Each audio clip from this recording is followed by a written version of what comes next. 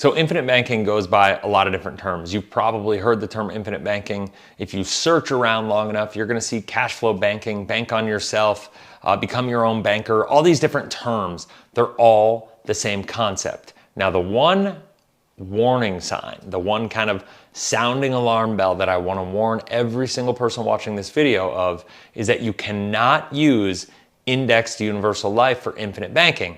And there's a couple reasons that you cannot use infinite banking with indexed universal life. Hey, what's going on, cash flow hackers? It's Chris with Life 180, and for this video, we're gonna be talking about what exactly is infinite banking. There's a lot of content out there. I've done a ton of content on the nuances of infinite banking, but I thought it'd be good to do a video to break it down for everybody who's thinking about infinite banking. Maybe you're hearing about this for the first time. Maybe you are somebody who's trying to sell this to people and educate yourself on the concept so you can be more effective at your job. I'm not sure what camp you fall into, but what I believe is that infinite banking is communicated very ineffectively and inefficiently to most people because it becomes more complicated. People utilize all these terms like you can pay yourself interest and things of that nature, and ultimately all that does for most people is confuse them. Now, it sounds really good. It doesn't even work that way, really, and I've done a lot of videos on why that's the case. The purpose of this video is to just really break it down into its simplest parts, help you understand what exactly is infinite banking, why it matters to you, why you should think about doing it, and ultimately maybe a couple of pitfalls to avoid along the way if you're contemplating utilizing infinite banking in your life. So let's get into this. All right, so simply put, infinite banking is simply a financial system that you utilize in your life to run all of your financial decisions through. Now, in order to utilize this system, it has to be run on a foundation of a properly designed whole life insurance policy. Now, this whole life insurance policy has to be with a participating mutually held life insurance company. Now, I promise you I'd keep this simple, and I know if you're not in this industry, a participating mutually held life insurance company, that's a mouthful, right? And how do you know what one of those companies are? Well, here's the deal. If you want to reach out, I can help you figure out what companies are best, but this is why a participating mutually held company is so important. Because as a policyholder with a participating mutually held company, you are effectively a shareholder in the company. And what happens is you participate in the profitability through a dividend of that company, the same way that a public company would share a dividend with you when you own stocks of that company, right? That's the same concept. Now, there are mutually held life insurance companies out there that are not participating mutually held life insurance companies. Think of your State Farms and Allstates and companies of that nature. Those companies are mutual, but they don't allow the policyholders to participate in the whole life insurance dividend the way that a participating company does. That's a big deal because when we look at what we're utilizing this policy for, we're utilizing it as a foundational component of our financial life. Now, I talk about this a lot in great detail as far as the importance of financial structure. The biggest mistake that I find people make in life and why I love infinite banking is because it's a guaranteed way to make sure that your quality of life is going to improve on a guaranteed basis, with the only variable being in that equation is your willingness and ability to contribute to it, right? So infinite banking goes by a lot of different terms. You've probably heard the term infinite banking. If you search around long enough, you're going to see cash flow banking, bank on yourself, become your own banker, all these different terms. They're all the same concept. Now, the one warning sign, the one kind of sounding alarm bell that I want to warn every single person watching this video of is that you cannot use indexed universal life for infinite banking. And there's a couple reasons that you cannot use infinite banking with indexed universal life. First and foremost is you don't have the same control of your money in an IUL policy that you do in a whole life policy. Secondly, there are bigger surrender charges. And thirdly, you can never truly ever have your life insurance inside of an indexed universal life insurance policy paid up in full, meaning there's always going to be charges to that. And so to the insurance. So when you start to leverage the insurance in the way that you leverage the money and the capital inside of your policy, that's going to create a spread, so to speak. So the net amount at risk that the life insurance policy is going to have inside of an index universal life policy is not going to shrink. Therefore, the costs of it are going to be higher. And so as you, and by the way, as you're younger, while you're younger, not that big of a deal. But as you start to age, when you really start to leverage this thing for retirement at income, or as an income, like a volatility buffer for your retirement assets, or if you're leveraging it for real estate later in your life or something of that nature, it's a big deal because those extra charges can compound in a huge, huge way against you. But if I had to break it down, I would say that infinite banking really boils down to one thing and one thing alone, and that is financial efficiency. Now, most people don't realize this, but we're giving away money. We're losing money unknowingly and unnecessarily. We're giving that money to the banks. We're giving it to Wall Street. We're giving it to our money managers and advisors. And what I want to do is this, is I want to show you kind of my main focus in the business, in coaching of agents and people that I work with, is helping operate financially efficiently, I should say. So let's imagine that we have a bucket, right? And this bucket, I'll just give it a handle, right? And so this bucket, we have water in this bucket, right? So this bucket has a ton of water in it. So imagine in this bucket that we have this faucet. Let's see if I could draw this faucet. Yeah, right? And we got water flowing down into this bucket, right? And so as the water is flowing into this bucket, imagine in life that the bucket is your financial life, the water is your money, and this is your income, and this is your cash flow, and this is the amount of money and savings that you have going in and out of this. Now, this is the problem. So many people have leaks in their bucket, right? And the leaks in this bucket are just draining out. You got water coming out. So the problem is people are falling behind with their money because of the fact that all they're focused on is the bucket as a whole and trying to get more money into the bucket. And what they're trying to do is they're trying to have the return of their investments, the money, basically outrun the holes in their bucket, right? And so the reason infinite banking is so powerful is because it makes it so, well, actually, let me take a step back. If we were to think about it, let's look at this analogy, right? And let's think about how much sense does this make? I think most people watching this video, hopefully, are going to think that this makes very little sense at all, right? Because why are we going to keep this faucet running if the goal is to fill this bucket up with all the water, right? If that's the goal, is to get this bucket full or overfull of water, right? To the point where we need a bigger bucket. Like if that's the goal, how much sense does it make to keep turning the water on faster if we got all these leaks? Because it's not going to be able to, with all these leaks, it's not going to be able to fill up as efficiently. It's going to take more work. It's going to be wasted resources. So does it make sense to turn this on higher?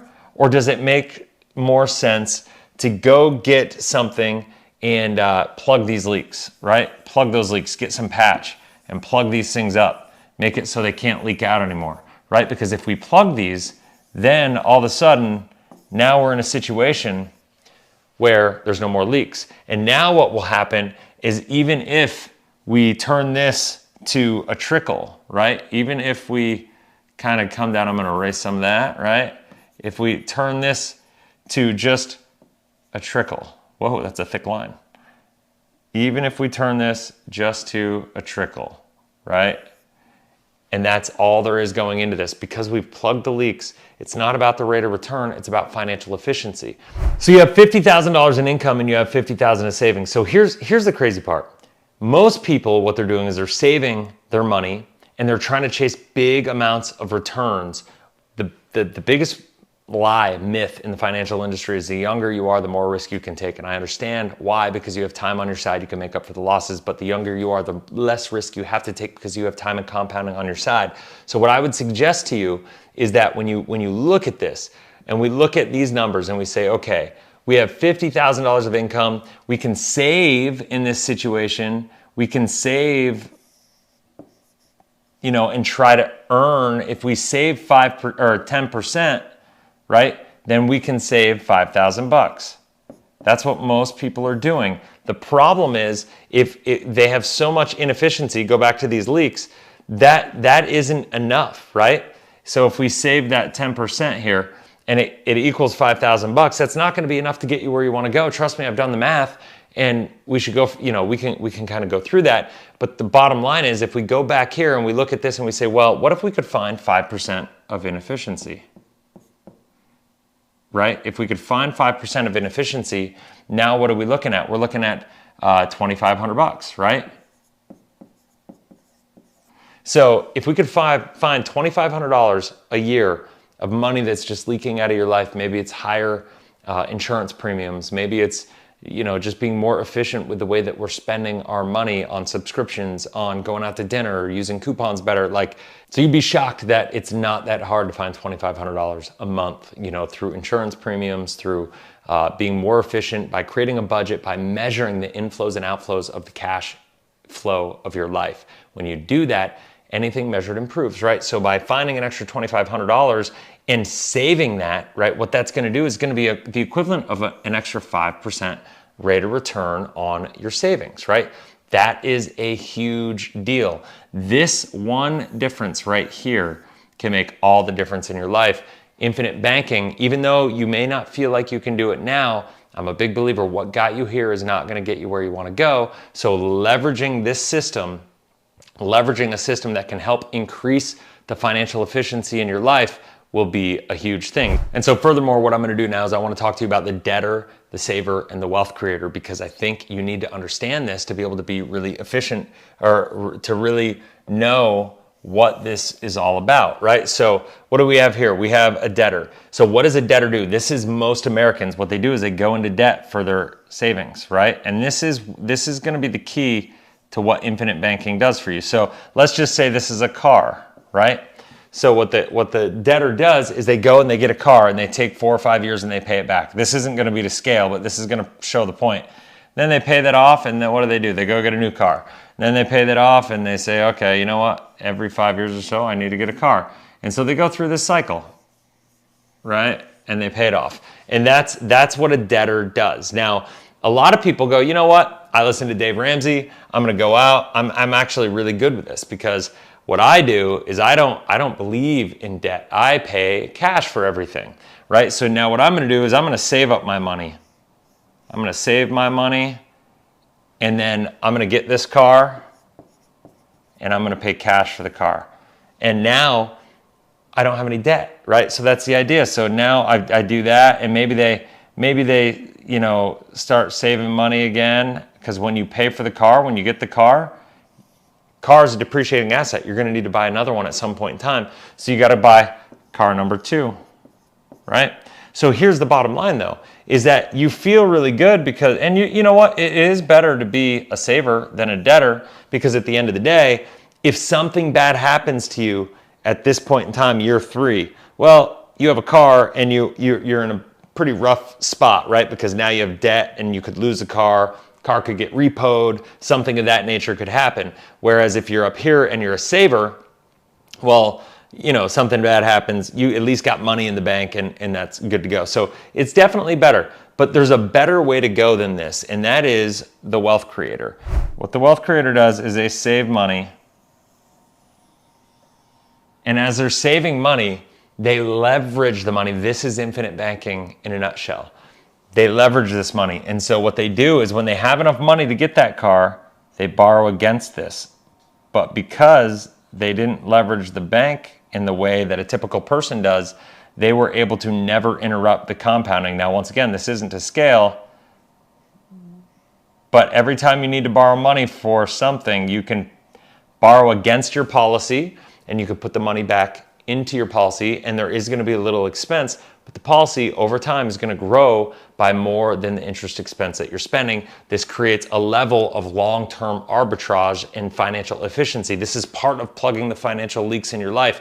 A lot of the financial leaks that you have are just inefficiencies in interest expense that are being paid elsewhere. If you can eliminate that interest expense simply by recapturing it. Now, the one thing that I want to be abundantly clear is you never pay yourself interest. I don't care what anybody says, you do not pay yourself interest. What you do is you recapture the interest, because even if you pick up an interest expense, right, and If you have that interest expense and you're earning that interest, if we can nullify the interest expense in your life through a system, you're going to still pay the interest. You're going to pay it to the insurance company, but your money is going to be growing by more long-term than you're experiencing.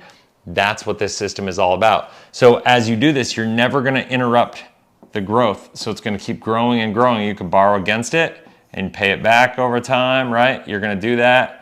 And as you do, as it gets more and more mature, as the policy grows and gets older and becomes more mature, it becomes more efficient. And that's why this system, the best time to plant a tree was 30, 40 years ago. The next best time is right now. And so that's why I'm a big believer that every single person in their 20s, in their 30s, if you haven't done this yet, get it done now. The average, when I interviewed Harry Dent, he told me the average person buying life insurance and trying to do something of this nature in the country right now is 58 years old. I'm telling you, not that it can't be done when you're 58, because it absolutely can be. But if you're waiting until you're 58, you are going to have a lot more expenses. The policy is not going to be nearly as efficient. And honestly, you have time and compounding on your side if you start when you're young. So that's my encouragement to everybody. So if you have any questions, go ahead and comment in the comment section below. I will do my best to engage with every single question. If you haven't already, make sure you subscribe to the channel, hit the bell, that way you get notified every time I launch a new video. And until next video, have a blessed, inspirational day. We'll talk soon. See ya.